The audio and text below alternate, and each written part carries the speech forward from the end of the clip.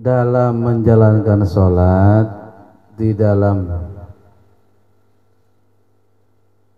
rukun sholat sendiri, sebetulnya khusyuk itu bukan termasuk rukun, ya. Namun termasuk rukun khusyuk itu ya, babal unu sarasah kabeh sholat.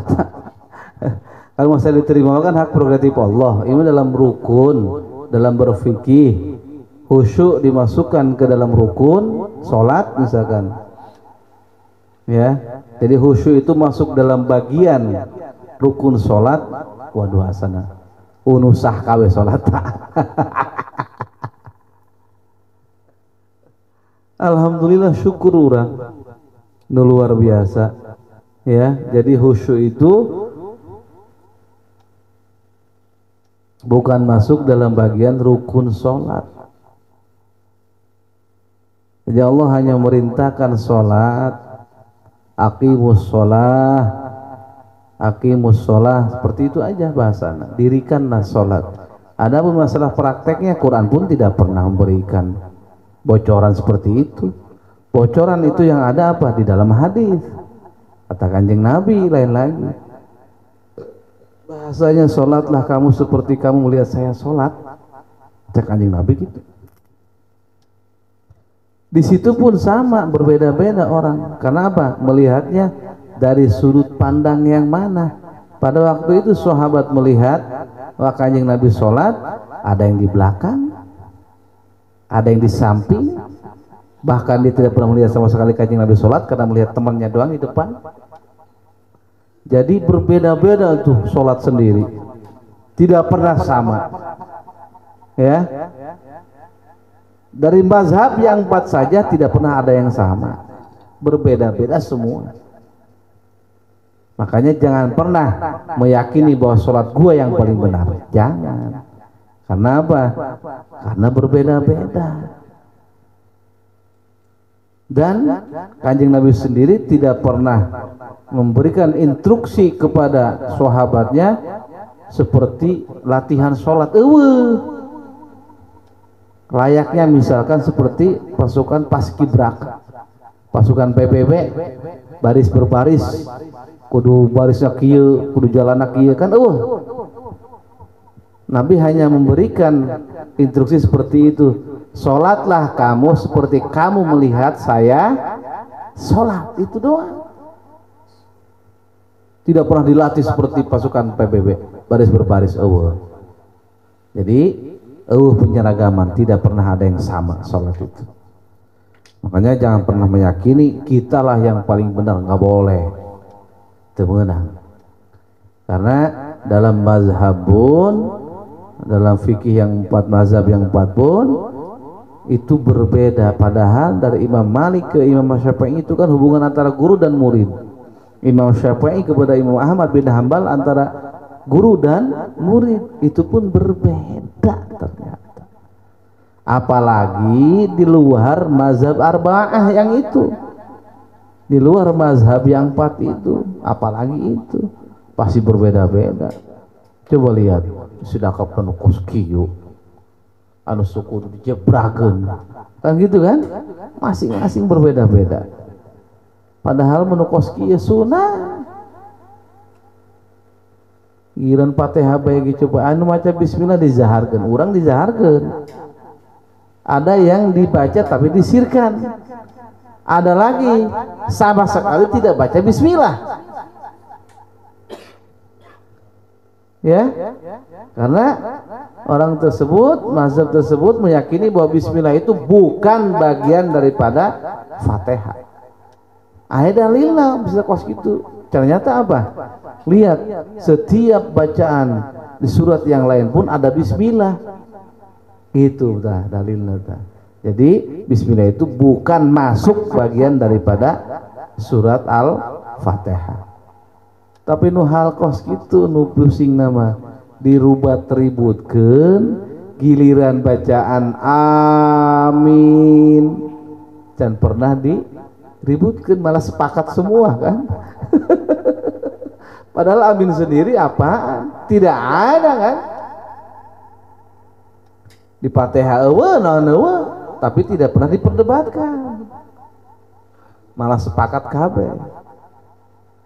Nah, adapun masalah sholat tadi, kita berzikir khafi, berzikirnya itu maksudnya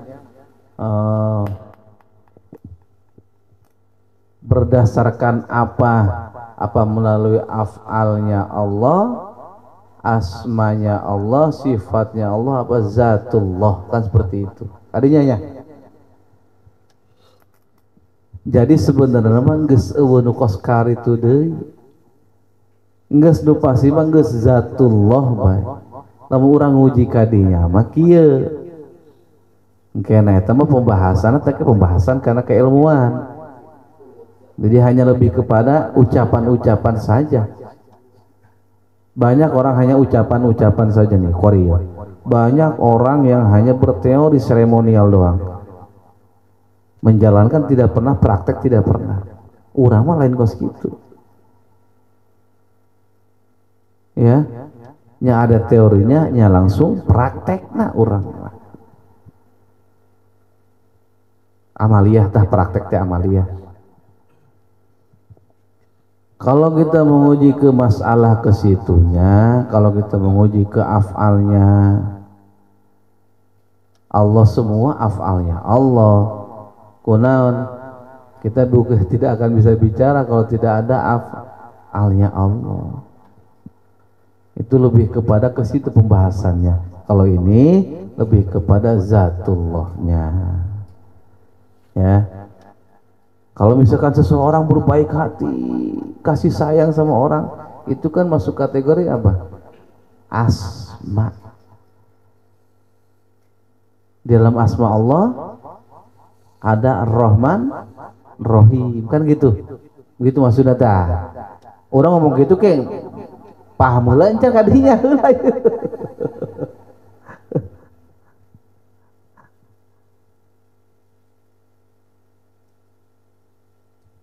Memahami encan kadinya heula tah. Jadi khusyuk kita di sini ya lebih kepada selalu eling, ingat hanya kepada Allah melalui zikir khafi. Pada waktu kita menjalankan puasa, pada waktu kita menjalankan sholat, mulai dari awal sampai akhir, hobi terus selalu dihidupkan. Makanya sebelum kita mau usolli, hidupkan dahulu, usahakan hobinya. Setelah udah hidup terus menerus hobi kita, baru udah kita usolli. Itu maksudnya. Ya, itu sudah masuk dalam kategori khusyuk dalam bersolat. Yang disebut khusyuk dalam bersolat itu sebut kolbunya tidak kemana-mana. Jadi kalau dalam dulu pernah dijelaskan tata cara dalam hal sholat itu penyebutannya dalam segi syariat, segi thariqah, segi hakikat, dan segi ma'rifat. Secara syariat kita sholat itu menghadapkan dada kita ke Ka'bah, ke kiblat ya, mengarahkan dada kita ke kiblat secara syariat. Secara thariqah menghadapkan kolbu kita kepada Allah ya, kolbu orang ngarep ka Allah. Secara hakikat kalau orang sholat nyembah ke Allah, beribadah kepada Allah ya, sholat ke Allah, zohiron wa batinan, antara zohir fisik orang, dada orang ngarep ke Allah, kolbu orang ngarep ka Allah. Eta hakikatna dua-duana. Dalam segi ma'rifatnya apa? Lebih mengenal lagi kepada Allah. Itulah antara syariat, thariqah, hakikat, dan ma'rifat kadinya ta. Jadi secara syariat orang ilmu nafiki menghadapkan dada kita kepada kiblat. secara thariqah ilmu tasawuf menghadapkan kolbu kita kepada Allah. Secara hakikatnya zahirnya kita menghadap Allah, batinnya pun kita menghadap Allah. Paham ya? Dan secara ma'rifatnya itu semua keseluruhannya supaya kita lebih mengenal lagi kepada Allah. Namun sekadinya mah tuh ke makamna arif al-arif billah, orang yang sudah mengenal dengan Allah. Itu. Jadi bab-bab tersebut, makom-makom tersebut ada bagian-bagian tersendiri. Dulu pernah dijelaskan kan seperti itu. Dalam hal berwudu, kita membersihkan najis dari luar kita, ya, membersihkan najis yang ada di luar, bersuci. Dalam thariqah ilmunya tasawuf, membersihkan kalbu kita dari kotoran najis-najis yang lain, bohong, takabur, gibah, riya. Tadi bersihkan najis eta melalui media ngaranna wudu. Eta dari thariqah ilmu tasawuf. Secara hakikatna urang lamun deuk ngaharep ka Allah, zahirna kudu suci, batin nage kudu suci. Kan dia ujung-ujungna urang teh supaya lebih mengenal lagi ka Allah, etalah ma'rifatna. Itu. Jadi antara syariat, thariqah, hakikat dan ma'rifat itu selalu berkesinambungan semuanya.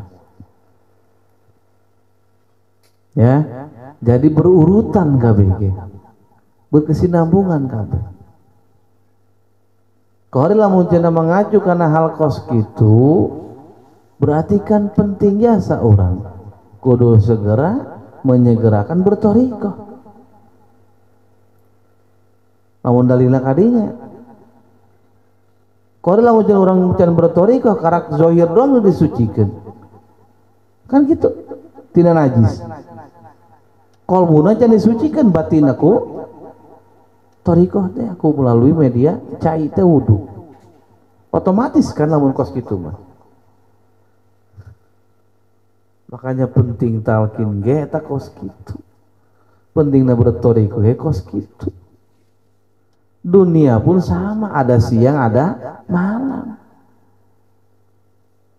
Handphone ge sarua, aya hardware, aya software, kos kitu. Aya cangkang, aya isi. Tak kos kitu maksudna. Jadi berkesinambungan semuanya, selalu seperti itu. Tapi yang pasti bagus lamun cenah orang kolbuna hobi terus ke dalam keadaan sholat, eta pikiran mulai kama mana? Berarti lamun pikiran keur kama mana, berarti hobinya keur teu hirup. Kalau hobinya hidup, itu pikiran nggak kemana-mana, otomatis dengan sendirinya. Lamun pikiran orang dalam keadaan sholat kama mana, berarti hobinya belum hidup. Tak keur kitu ingatkeun, karena bahasa putus sambungkan, lupa ingat. Kan lain ingatan ya, lupa ingatan masalah di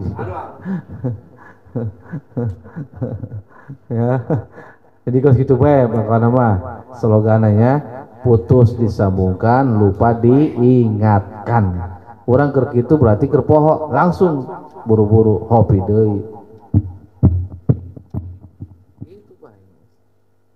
Etalah nu kamari cak tuan Syekh Hasan Asazili disebut zikir, zikrullah teh kos kitu.